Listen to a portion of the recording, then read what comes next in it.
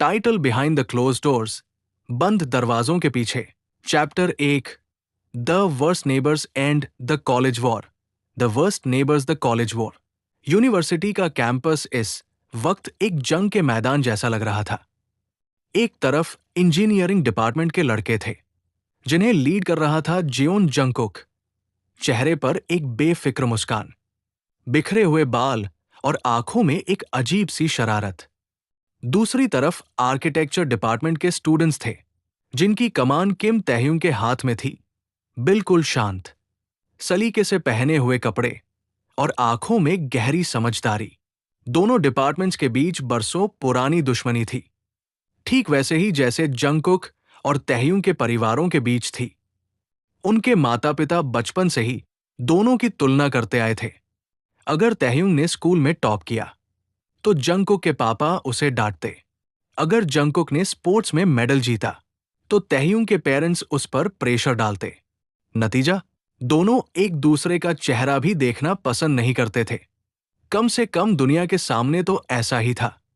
सुनो किम, जंगकुक ने अपनी पॉकेट में हाथ डालते हुए थोड़ा आगे बढ़कर चिढ़ाते हुए कहा, तुम्हारे आर्किटेक्चर वाले हमारे ग्राउंड में अपनी पेंटिंग की दुकानें लगाना बंद करेंगे या हम आकर सब तहस नहस कर दें।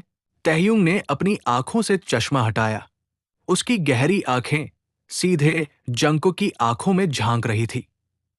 उसने ठंडे लहजे में कहा, यह ग्राउंड यूनिवर्सिटी का है, जेओन, और अगर तमीज से बात नहीं करनी तो अपने इस इंजीनियरिंग गैंग को लेकर यहां से निकल जाओ।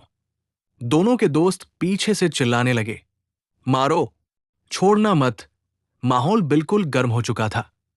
ऐसा लग रहा था कि अभी दोनों के बीच हाथापाई हो जाएगी। तभी प्रोफेसर की गाड़ी वहां रुकी। जंगकुक ने तुरंत पीछे हटते हुए तहयुंग को उंगली दिखाई। ये बात यही खत्म नहीं हुई है, किम। तहयुंग ने सिर्फ अपनी आंखें सिकोड़ी और अपने ग्रुप को लेकर मुड़ गया। रात का वक्त, the real story, the real story. रात के 11 बजे यूनिवर्सिटी का बॉयज हॉस्टल बिल्कुल शांत था। खास बात यह थी कि हॉस्टल के आर्किटेक्चर और इंजीनियरिंग विंग्स के बीच सिर्फ एक पतली सी बालकनी का फासला था। और किस्मत का खेल देखो, तहयुंग और जंगकुक के कमरे बिल्कुल आमने सामने थे। तहयुंग थका हुआ अपने कमरे की बालकनी में आया और ठंडी हवा का मजा लेने लगा। तभी सामने वाले कमरे का कांच का दरवाजा खुला। जंगकुक सिर्फ एक ढीली टी शर्ट और शॉर्ट्स पहने बाहर आया। उसके चेहरे से वो गैंग लीडर वाला गुस्सा गायब था। उसकी जगह एक थकी हुई लेकिन बेहद प्यारी मुस्कान थी। जंगकुक ने बालकनी की रीलिंग पर हाथ रखकर सामने देखा। तो मिस्टर आर्किटेक्चर हेड, दिन कैसा रहा? मेरे दोस्तों ने ज्यादा परेशान तो नहीं किया? तहयुंग ने एक गहरी सांस ली और मुस्कुरा दिया, वो मुस्कान जो उसने पूरे दिन दुनिया से छुपा कर रखी थी। तुम्हारे दोस्त तो ठीक है जियोन, लेकिन उनका जो लीडर है ना, वो बहुत बड़ा नौटंकीबाज है। दिन में कितना चिल्ला रहे थे तुम?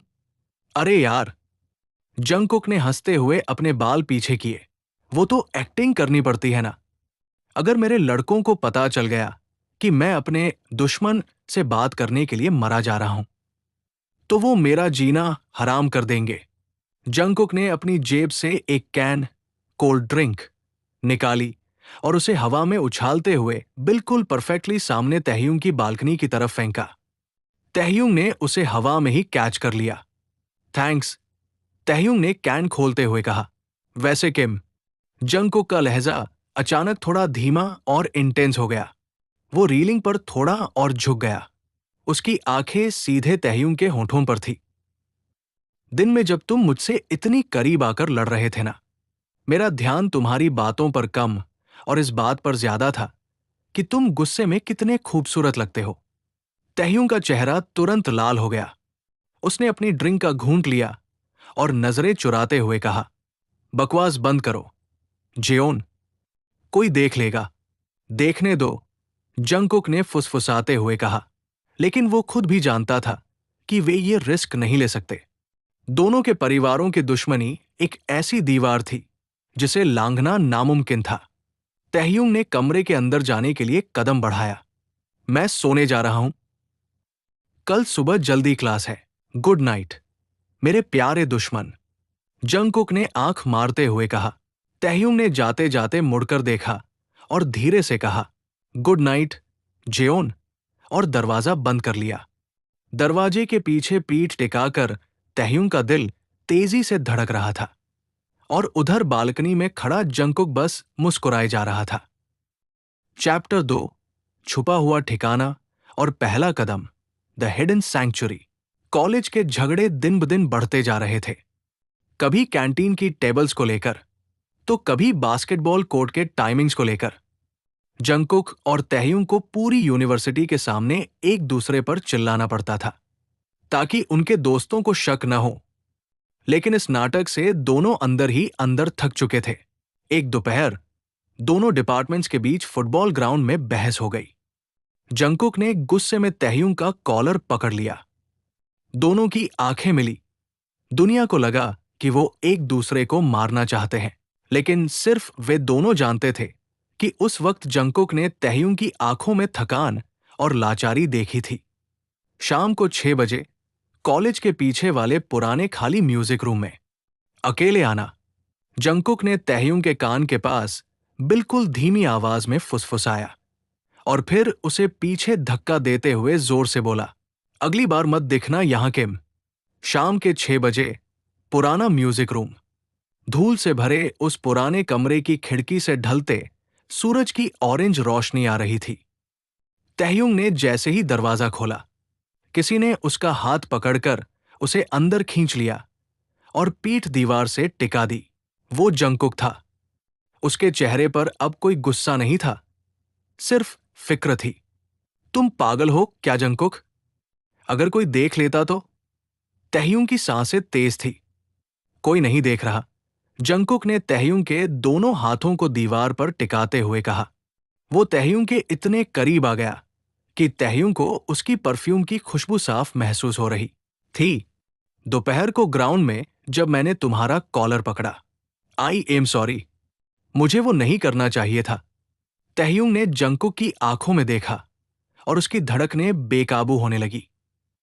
उसने धीरे से जंगकुक की शर्ट को अपनी उंगलियों में भींचते हुए कहा, मुझे उस बात का बुरा नहीं लगा।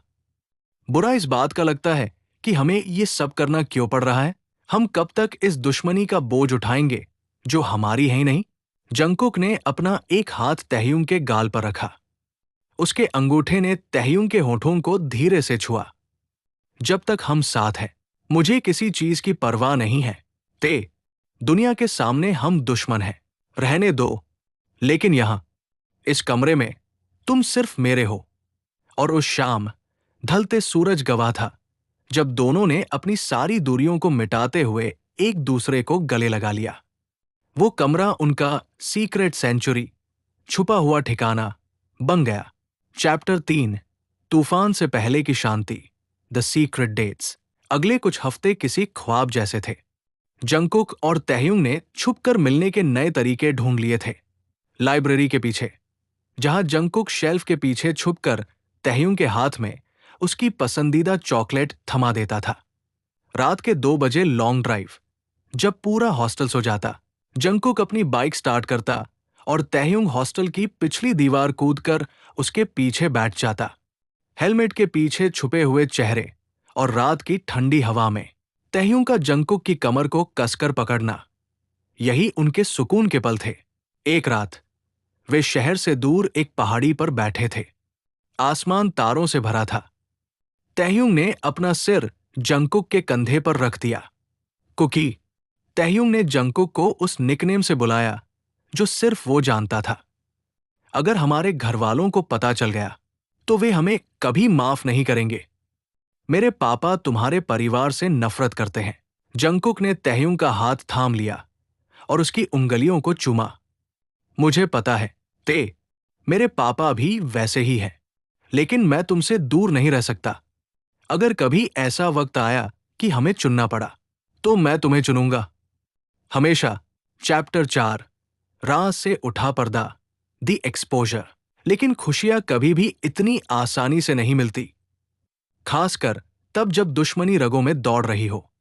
यूनिवर्सिटी का सालाना फेस्टिवल, एनुअल फेस्टिवल चल रहा था। आर्किटेक्चर और इंजीनियरिंग डिपार्टमेंट्स के बीच एक बड़ा कंपटीशन था। जंगकुक स्टेज पर अपनी टीम के साथ गिटार बजाकर परफॉर्म करने वाला था। परफॉर्मेंस से ठीक पहले वो बहुत नर्वस था। तहयुंग उसे चीयर करने के लिए बैकस्टेज के एक सुनसान कोने में गया। तुम बहुत अच्छा करोगे, कुकी। मुझे तुम पर पूरा भरोसा है, तहयुंग ने मुस्कुराते हुए कहा। जंगकुक ने मुस्कुराकर तहयुंग को अपनी तरफ खींचा और उसके माथे पर एक गहरा और लंबा किस किया। दोनों इस पल में इतने खोए हुए थे कि उन्होंने पीछे कदमों की आवाज नहीं सुनी। जंगकुक, तहयुंग,